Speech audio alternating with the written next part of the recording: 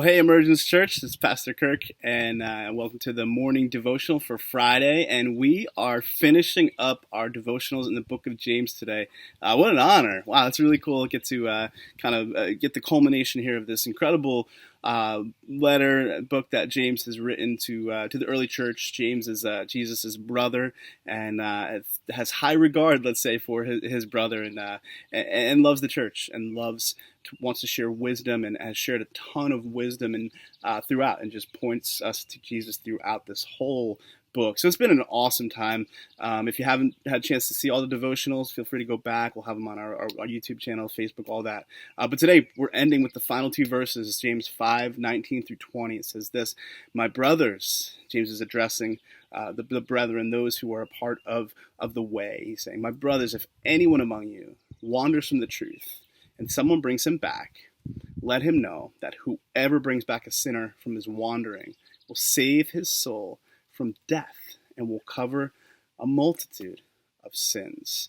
What a powerful way to end, right? James has shared this whole book of just wisdom and knowledge, and he's saying, listen, some of you guys have heard that, and there may be some who are going to wander, right?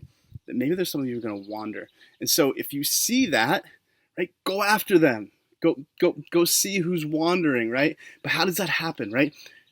It doesn't happen unless there's community, right? Unless there's community, right? How do we recognize that there's a wanderer? We can't just, put feelers out there if we're not recognizing or being in community, right?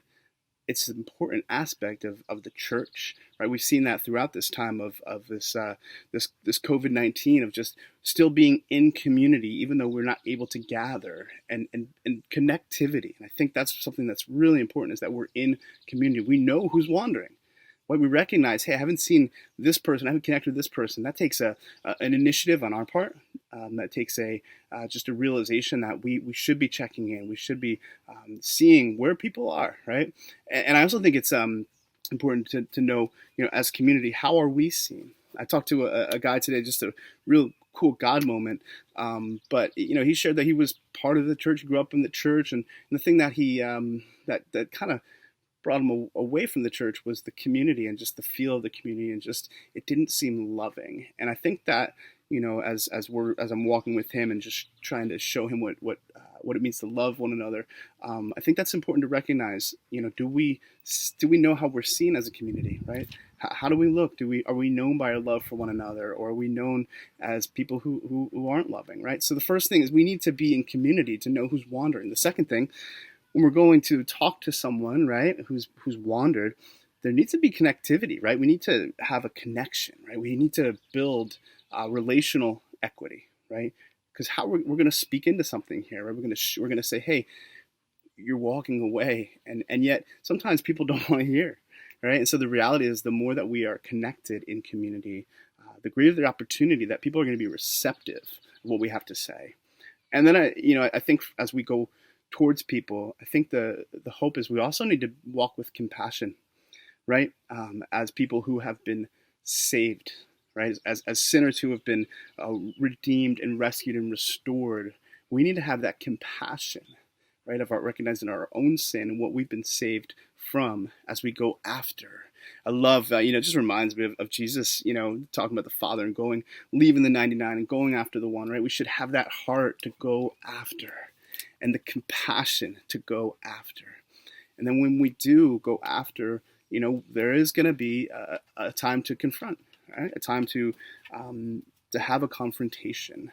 Now, immediately when I hear confrontation, I have this just some negativity or just this fear or something. I'm a flight person in default. Jesus has changed that and allowed me to confront. But confrontation doesn't have to be a negative thing, right? We had to be confronted with our own sin, right, before Jesus could work in each one of us. So when we confront, we do it in a Christ-like way. We speak truth in love, right? Speak truth in love. And then the beauty of this verse is, once confrontation is, and the person agrees that yes, wandering is not going to help me here. I'm wandering away from the truth of who Jesus is. That there's this cleansing, right? This will cover a multitude of sins. I love 1 John 1:9 says, if we confess our sins, he's faithful and just to forgive us our sins and to cleanse us from all unrighteousness. So when I read this verse, I see community, right? Know who the wanderer is. I see connection, right? Be connected to the wanderer, right? Have some relational equity there. Compassion, right? We want to go after because we know what we've been saved of and what we've been going after.